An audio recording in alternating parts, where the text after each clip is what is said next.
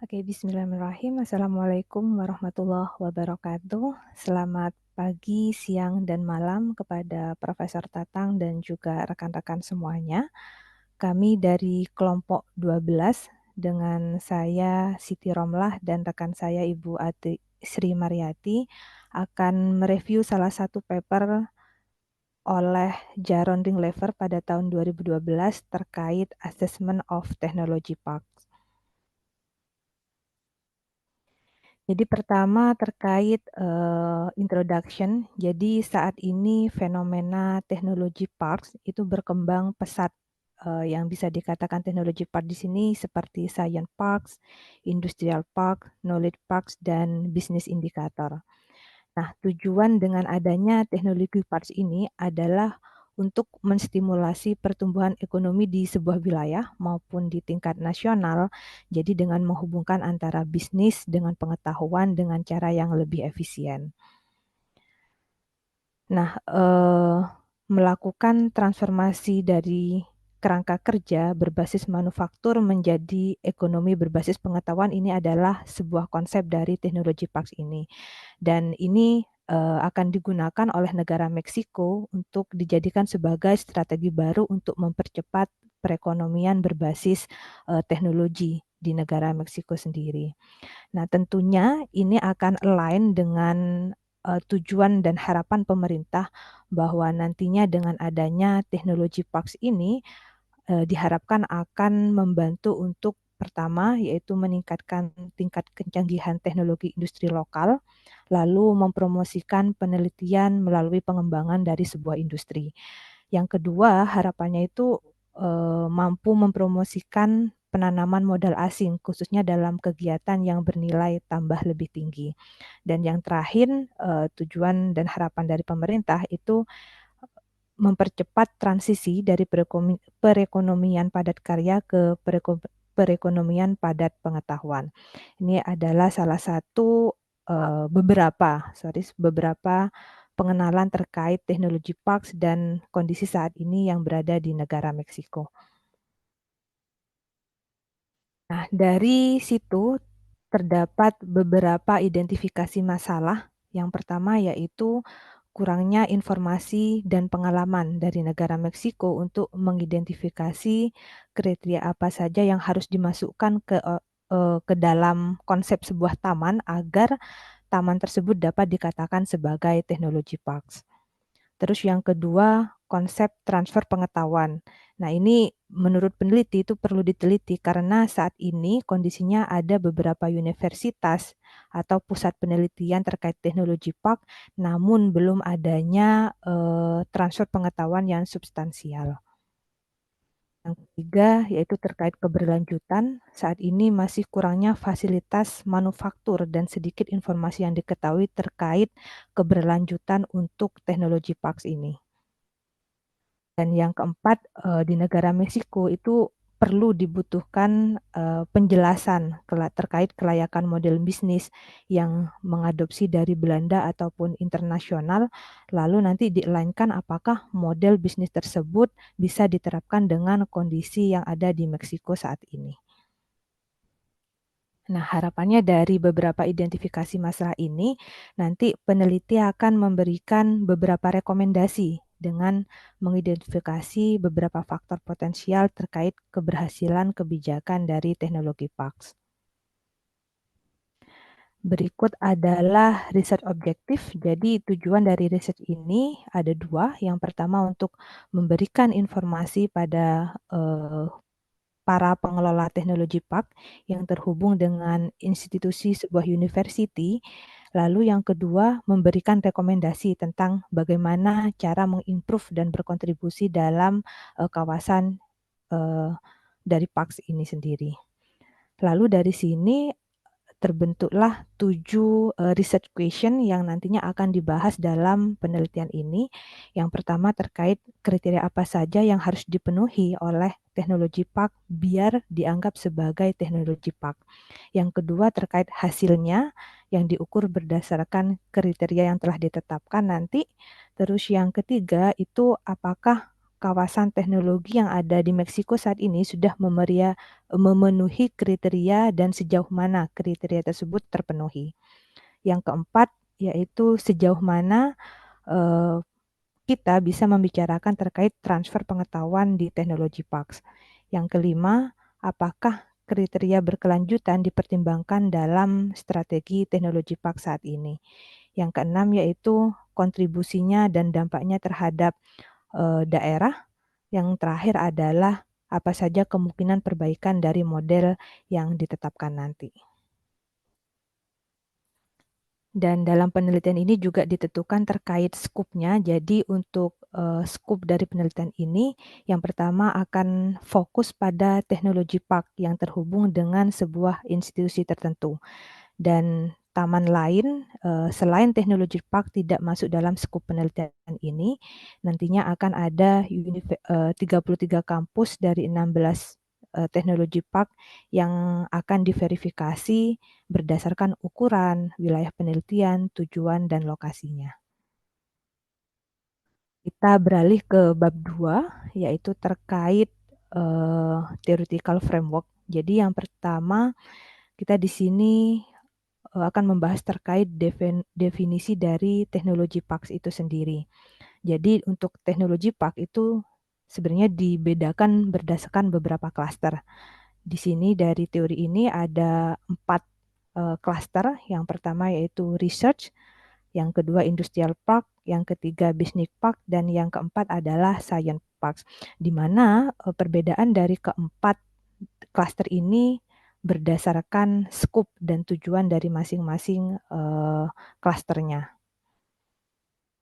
Selain ada pengklasteran terkait teknologi park, juga kita bahas terkait definisi dari definisikan berdasarkan institusi, di mana teknologi park ini adalah sebuah tempat yang dirancang untuk mengintegrasikan perusahaan-perusahaan dengan sumber daya kampus atau university dan pada akhirnya akan berkolaborasi dengan akademisi, bisnis, dan aktor pemerintah di wilayah tersebut. Jadi itu adalah definisi teknologi park berdasarkan institusi. Lalu yang kedua, di sini kajian teori terkait assessment framework. Jadi sebenarnya peneliti sebelumnya pernah melakukan, asesmen juga terkait, teknologi park. Ada 9, step di sini asesmennya mulai dari polling resource sampai dengan funding.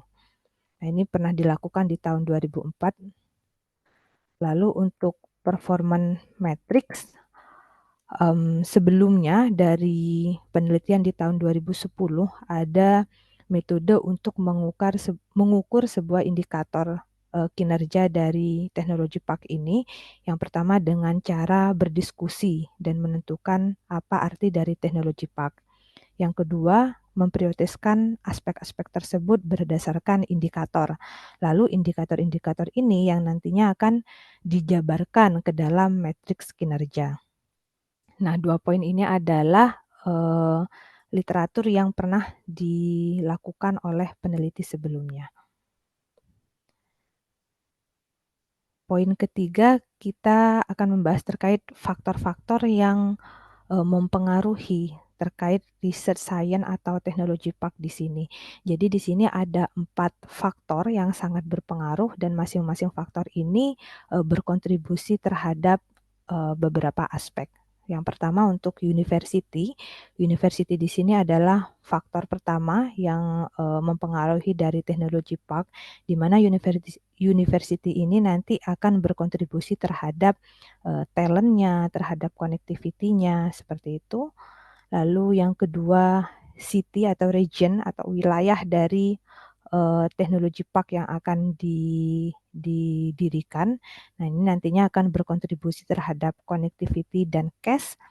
Lalu yang ketiga ada manajemen yang akan berkontribusi terhadap teknologi dan talent yang pastinya, yang tidak kalah penting terkait, company atau entrepreneur di sini, yang nantinya akan berkontribusi terhadap cash dan teknologinya juga. Lalu di sini kita ada, sebuah framework untuk mendefinisikan apakah sebuah kampus tersebut, eee, sudah siap terkait kolaborasi dengan teknologi park atau tidak.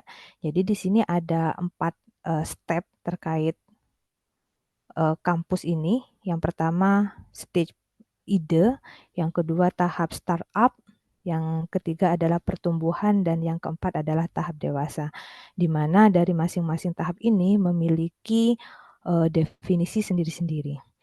Jadi awalnya dari sini, dari input ini, kita akan mengetahui karakteristik dari masing-masing kampus, lalu akan menghasilkan sebuah output terkait innovation process yang nanti hasilnya akan menumbuhkan, economical value di sini. Kita berlanjut ke bab 3. Bab 3 terkait, research methodology. Jadi, peneliti dalam paper ini menggunakan, 7 7 step untuk research strateginya, mulai dari literatur review, lalu nanti akan di-interview. Nanti tahap ini akan diulang sampai, menghasilkan sebuah kesimpulan. Jadi adalah repetition dari literatur review, lalu interview yang dilakukan dari beberapa target group yang berbeda-beda.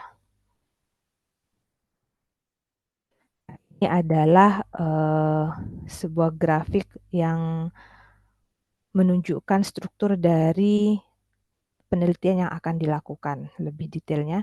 Jadi nanti akan ada 2 jalur utama. Yang pertama terkait kinerja dari teknologi park berdasarkan kriteria internasional. Jadi nanti masing-masing teknologi park ada 7 di sini yang akan dinilai, akan dilakukan, analisa, lalu hasilnya akan dilakukan review menggunakan AHP model.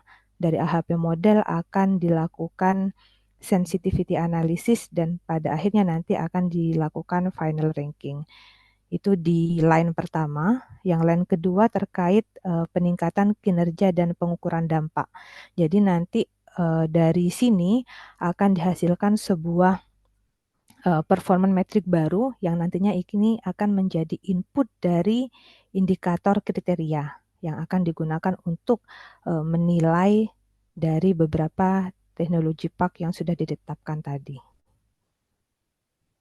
Ini adalah, kerangka dari metodologi yang akan dilakukan dalam penelitian ini.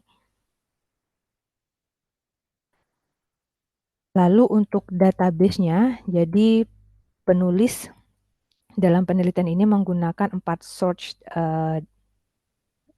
data ya. Yang pertama dari online search, dari Google Scholar dan Web Science, terus yang kedua dari perpustakaan University of Twente, yang ketiga dari buku organisasi NBEA, dan yang keempat adalah buku IASP. Selanjutnya untuk, data collection method, jadi ada 2 pengumpulan data yang menyediakan data empiris. Yang pertama dilakukan dengan cara interview, jadi, penulis memberikan kuesioner semi terstruktur yang digunakan untuk setiap kelompok sasaran yang diwawancarai. Yang selanjutnya nanti, akan diolah menggunakan data mining. Lalu untuk proses analisa datanya, ada 2 sebenarnya yang menjadi pertimbangan dari penulis. Yang pertama terkait AHP, yang kedua DEMATEL. Jadi untuk AHP ini adalah metode untuk menerjemahkan keputusan yang kompleks ke dalam kerangka yang lebih rasional yang bisa nanti digunakan untuk pengambilan keputusan yang tepat. Sedangkan DEMATEL ini adalah sebuah teknik laboratorium uji coba yang digunakan dalam pengambilan keputusan. Namun, pada akhirnya para para penulis dari, penelitian ini memutuskan untuk menggunakan AHP karena untuk menerapkan DEMATEL ini diperlukan tingkat kepuasan atau tingkat prioritas dari kriteria, di mana hal ini tidak dimasukkan dalam skop dalam penelitian, sehingga yang dipilih oleh penulis adalah AHP. Nanti AHP ini yang akan digunakan untuk menentukan peringkat kinerja dari teknologi PAK tadi secara terstruktur dengan membandingkan kinerja teknologi PAK 1 dengan teknologi PAK yang lain. Selanjutnya terkait target population dan sample size-nya. Jadi nanti akan ada 7 teknologi PAK yang sudah dipilih.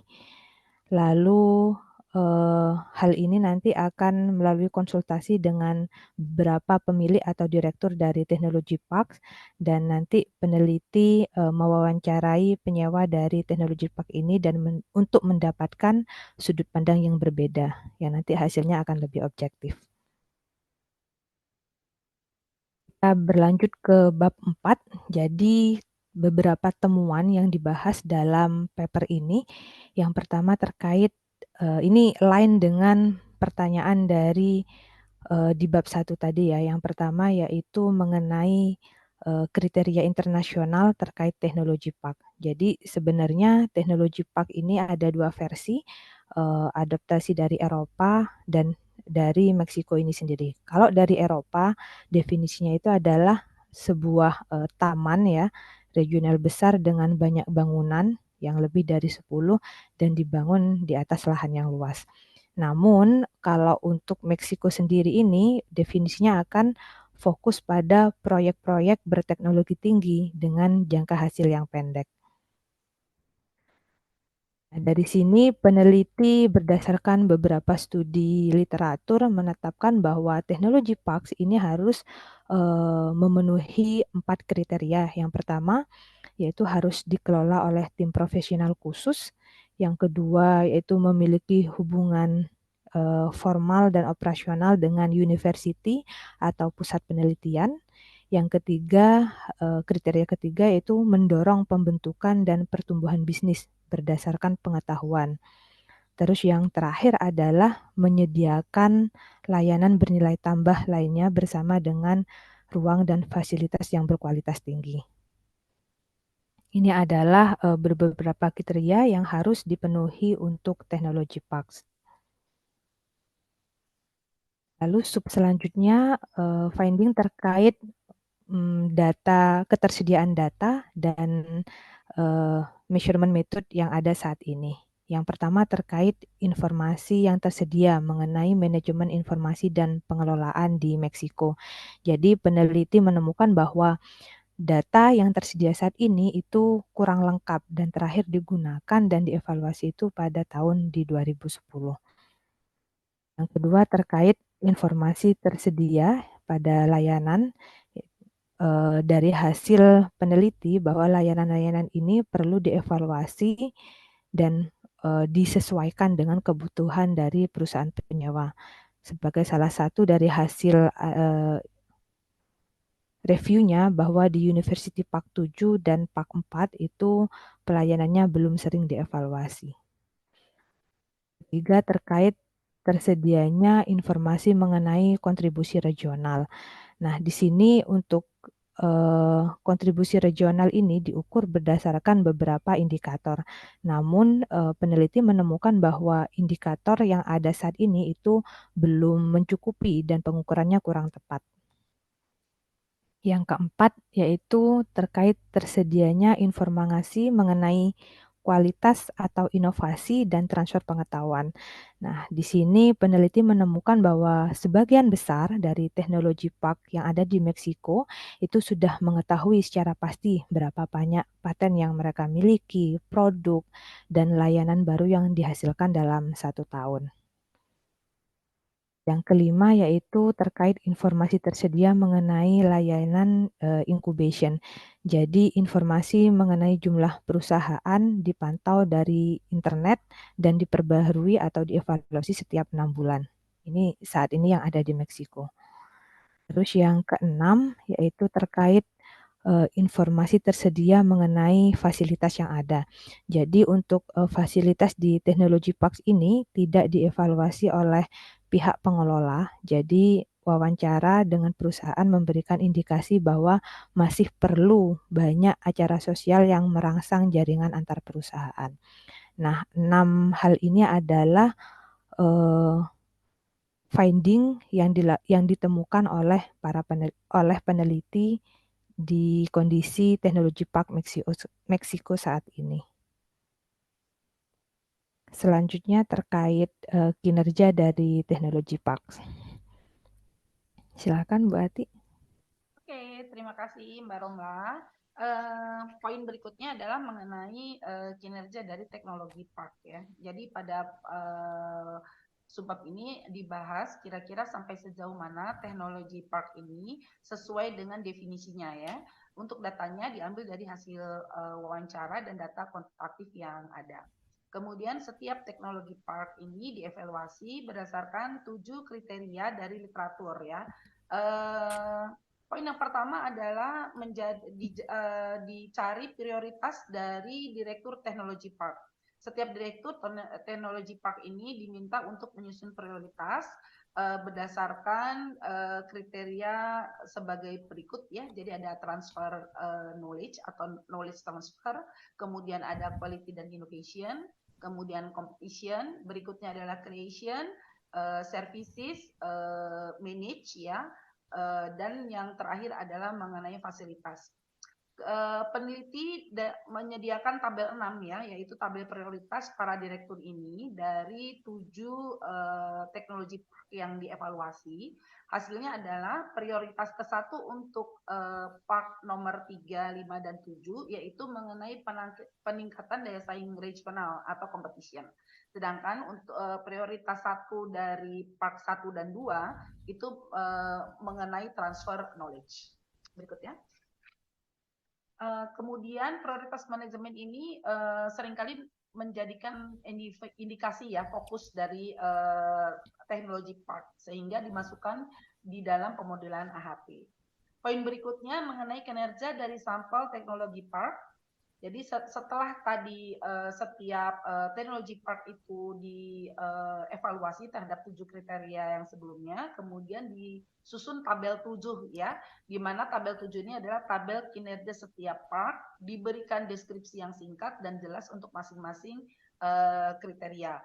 Dan hasilnya dari tabel tersebut nanti bisa dilihat bahwa park nomor 2 itu mementingkan acara networking, kemudian transfer knowledge itu penting bagi part nomor 1, sedangkan untuk part nomor 3A penciptaan perusahaan yang lebih penting. Nah, dengan adanya informasi ini, kemudian analisis dilanjutkan dengan metode AHP, sehingga nanti dihasilkan sesuatu yang berkontribusi pada wawasan ketujuh teknologi part tersebut.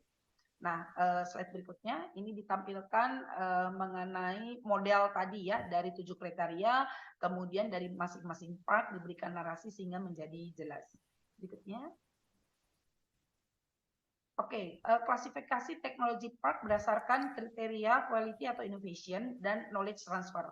Jadi agar posisi dari setiap part bisa diketahui dengan lebih baik, kemudian diambil 2 kriteria yang utama, yaitu mengenai quality dan innovation serta knowledge transfer.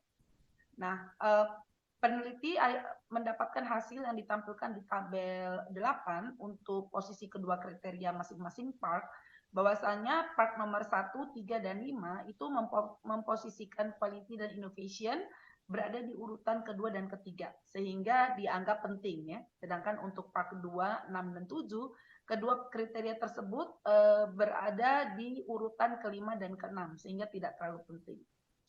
Ditampilkan pada gambar 9, peneliti membuat klasifikasi dari teknologi park berdasarkan hasil kerangka indikator pada poin 4.4 untuk kriteria quality innovation dan poin 45 untuk kriteria knowledge transfer ya. Jadi modelnya adalah sebagai berikut. Oke. Nah, dari sini bisa diambilkan kesimpulan bahwa pada part 3B dan 7 ya, jadi ada sebuah grafik di mana sumbu X-nya adalah amount dari knowledge transfer dan sumbu Y-nya adalah quality dari innovation. Untuk part 3B dan part 7 berarti aktivitas utamanya adalah untuk menggenerasi kualitas yang tinggi, terhadap penelitian dan innovation, tetapi dengan transfer knowledge yang cukup rendah. Sedangkan di part 4 sebagai contoh itu memiliki transfer pengetahuan dan R&D, namun fokusnya lebih kepada jaringan perusahaan tenan, ya. Jadi dia benar-benar berada di tengah. Tidak seperti part 1 dan 5 di mana menunjukkan kinerja yang seimbang pada kedua aspek, yaitu knowledge transfer dan quality innovation. Slide berikutnya. Nah, jadi terkait dengan pertanyaan penelitian nomor 4 yang tadi disampaikan di awal, adalah tentang transfer pengetahuan di antara tenan dari teknologi park dengan universitas atau institut penelitian. Ini didahului dulu dengan definisi dari transfer pengetahuan, ya. Jadi dari literatur didapatkan yang dimaksud dengan transfer pengetahuan adalah proses di mana pengetahuan, keahlian, dan aset intelektual terkait lembaga pendidikan tinggi diterapkan secara konstruktif di luar pendidikan tinggi untuk manfaat yang lebih luas dari ekonomi dan masyarakat, ya. Nah, bagi institusi ini berarti mentransfer penelitian tentang teknologi tinggi ke dalam peningkatan dan komersialisasi produk. Nah, dari sini bisa didapatkan juga bahwa kontrak resmi antara teknologi park dengan penghuni itu sebenarnya dituliskan mengenai kondisi di mana perusahaan itu harus berkolaborasi dengan proyek di universitas, ya. Jadi ada kontrak resminya. Dan keuntungan bagi perusahaan otomatis di dalam teknologi park ini adalah dia bisa mendapatkan efisien rekrutmen untuk penelitian dan mendapatkan sumber level ilmiah yang lebih tinggi, begitu ya.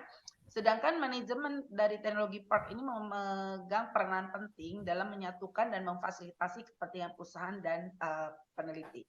Jadi cara terpenting untuk menstimulasi transfer pengetahuan sebenarnya salah satunya adalah dengan mengadakan network event, ya, atau acara jejaring sosial antara perusahaan, siswa, dan profesor sebagai sumber ilmiahnya. Nah, semua park mengakomodasi inkubator bisnis, ya, yang menampung ide siswa dan inisiatif regional. Jadi di tabel 10 pada makalah itu ditampilkan jumlah inkubator bisnis dengan total kurang lebih 3.849 perusahaan untuk semua park. Nah, para peneliti hanya menampilkan spesifik informasi mengenai transfer pengetahuan pada setiap park di subbab yang ini, ya. Dua indikator penting yang diukur adalah jumlah proyek yang dijalankan dan jumlah siswa atau profesor yang bekerja pada proyek tersebut. Sehingga didapat urutan ranking park untuk masalah ini yaitu park nomor 2 sebagai yang paling banyak untuk kedua indikator tersebut, dan park nomor 7 adalah dengan jumlah yang paling sedikit. Berikutnya, Mbak. Oke, komponen yang berikutnya adalah sustainability, ya. Nah, dari sustainability ini didapatkan definisi sebenarnya dari literatur bahwa adalah mengacu pada manajemen threefold bottom line, ya, atau triple bottom line, yaitu prosedur yang digunakan perusahaan dalam menangani ekonomi, sosial, dan tanggung jawab terhadap lingkungan yang berbahaya serta potensinya. Indikator yang digunakan untuk melakukan sustainability ini diantaranya adalah penciptaan lapangan kerja, keamanan bekerja, dan kepuasan perusahaan.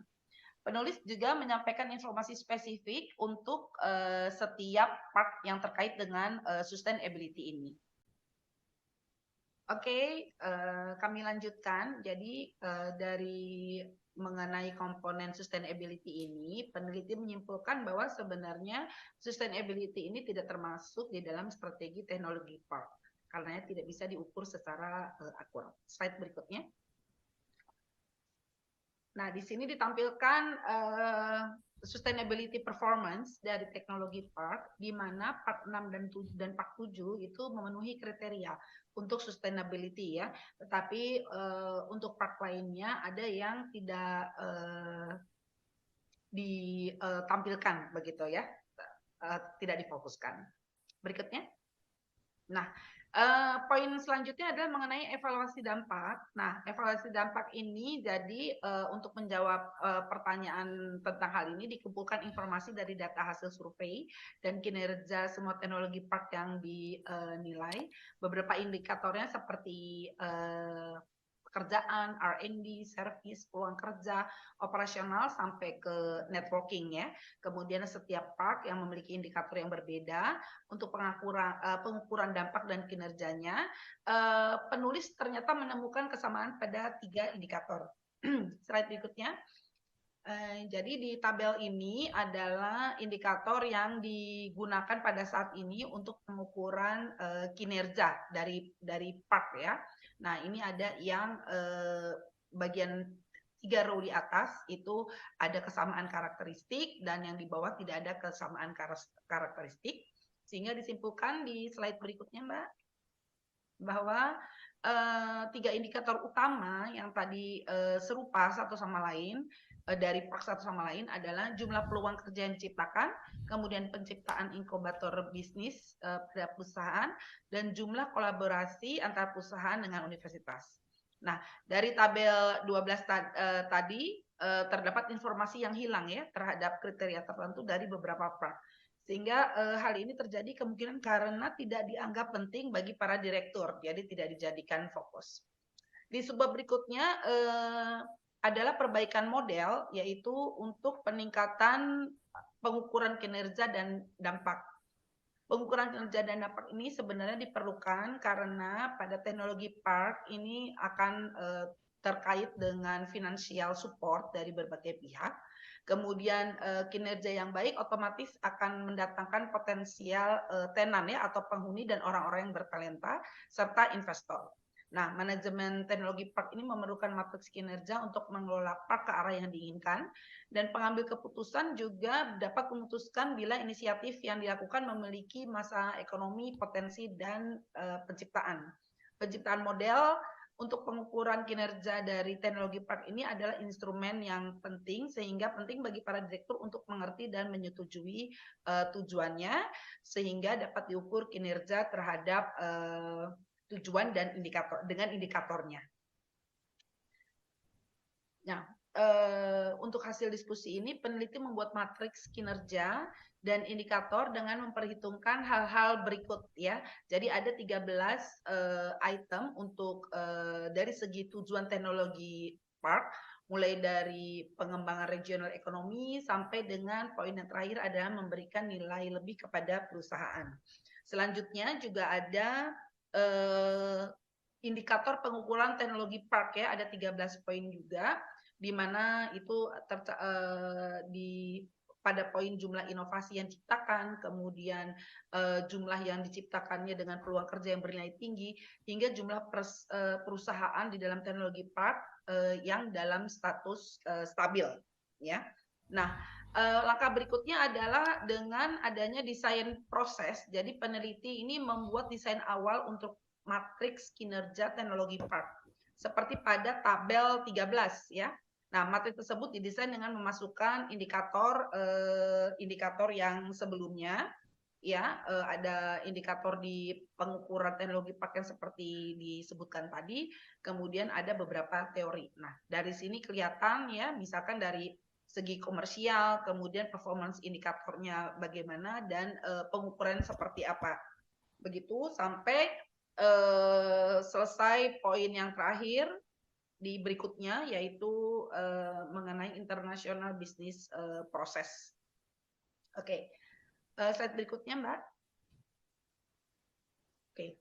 Nah, untuk kerangka penilaian ini juga harus mempertimbangkan identifikasi misi dari teknologi park, kemudian tingkat siklus hidup dari teknologi park, kondisi kontekstualnya, dan ukuran besarannya ya. Bahwa setiap teknologi park itu memiliki prioritas tujuan yang berbeda sesuai dengan tingkat kematangan dari teknologi park tersebut ya, di mana ada 3 fase sebenarnya, yaitu fase konseptual, pilot, dan konsolidasi. Nah, dari ketujuh teknologi park yang didiskusikan semuanya masih berada pada tingkatan fase kedua ya, fase pilot, atau di awal fase ketiga. Untuk kondisi kontekstual itu maksudnya adalah terkait dengan kebutuhan regional ya.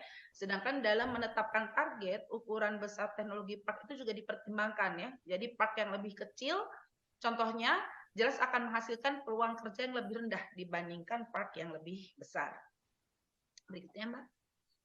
Oke, nah dalam proses pemilihan matrik yang tepat untuk indikator kerja, peneliti juga memberikan sebuah format evaluasi ya. Di sini lebih jelas dengan ada domain dan potensial indikator, kemudian dibandingkan dengan tujuan dari teknologi partnya dan indikator selection kriteria.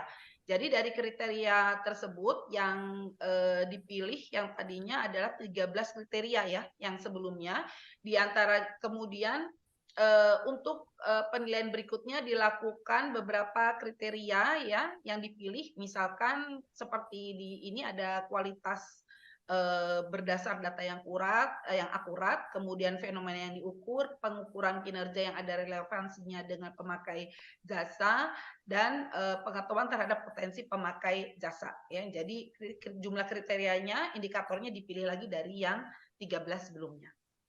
Berikutnya, Mbak.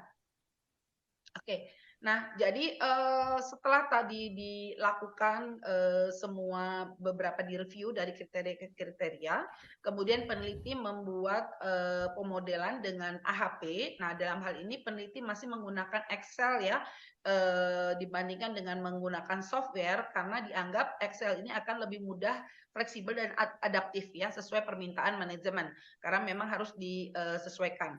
Langkah-langkah pemodelan AHP-nya, jadi ada beberapa langkah, dimulai dari penempatan elemen kerangka dan struktur masalah, diagram hierarkinya, kemudian membuat matriks perbandingan berpasangan, setelah itu menghitung prioritas relatif, dan dilakukan juga analisis sensitivitas ya, karena ada beberapa item yang perbedaannya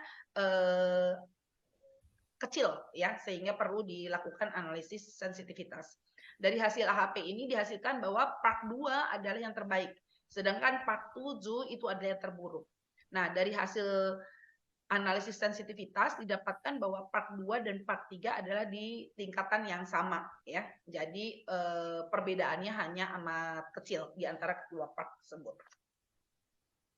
Nah, kesimpulannya adalah jadi bahwa kriteria teknologi park yang di Meksiko ini sebenarnya berbeda dengan kriteria yang di negara Eropa, dan berdasarkan 7 kriteria kinerja, teknologi parks yang dievaluasi, park 1, 2, 4, 5, 6 itu sudah sesuai dengan definisi teknologi park.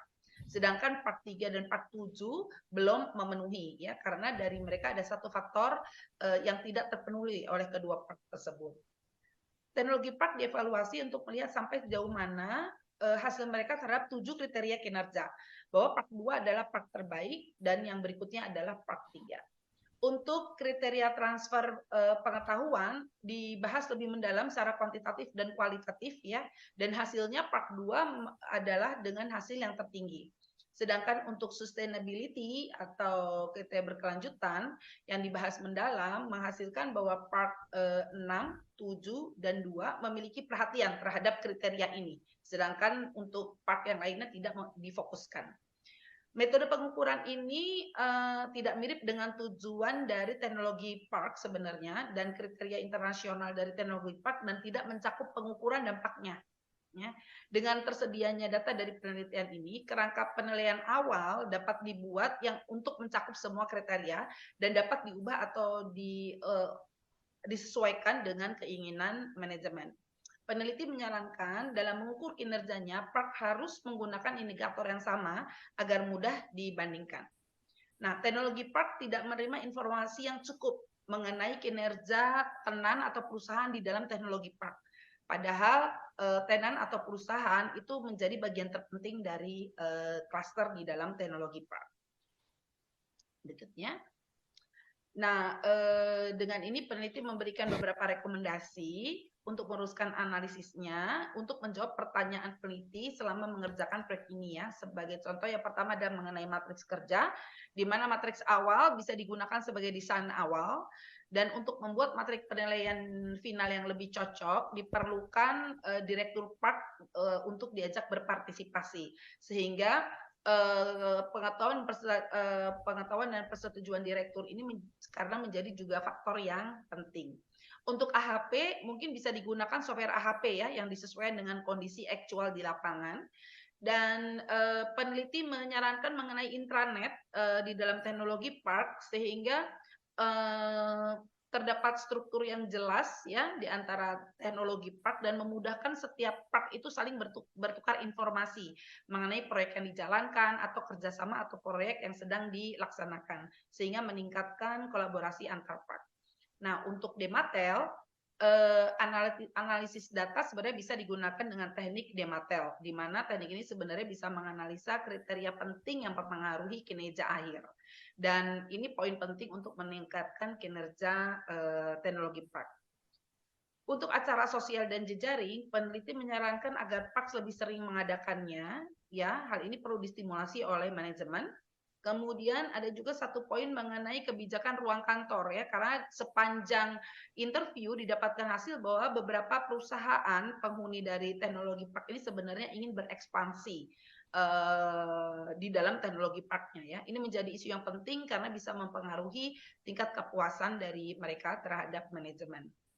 Sedangkan untuk sustainability kriteria manajemen teknologi park ini kurang memperhatikan ya di mana sesungguhnya poin ini akan menjadi poin yang semakin penting. Usulan sederhananya adalah membuat kriteria berkelanjutan atau sustainability kriteria ini untuk proses pemeriksaan potensial tenan atau perusahaan ya. Jadi untuk penghuni yang akan diterima tenan yang akan diterima di teknologi park bisa di screening dahulu. Untuk yang indikator yang dampak, poin ke-8, jadi sampai saat ini tuh sebenarnya masih sulit untuk mengukur kontribusi teknologi park secara regional ya, dan mengindikasikannya dalam angka. Bahkan di literatur internasional juga belum ditemukan SOP dan solusinya untuk pengukuran dampak ini. Jadi sebenarnya indikator dampak ini penting untuk stakeholder agar mudah diukur begitu ya sampai sejauh mana dampak teknologi park terhadap ekonomi regional. Mungkin juga peneliti juga menyarankan mungkin juga bisa diukur dengan cara yang lebih sederhana, misalkan dari nilai pertumbuhan atau pendapatan gaji karyawan atau peningkatan daya beli karyawan di dalam teknologi park. Nah, peneliti menutup makalah ilmiahnya dengan menampilkan sejumlah referensi yang dituliskan pada daftar pustaka makalah aslinya ya, dan juga melampirkan data-data yang penting dari hasil penelitian.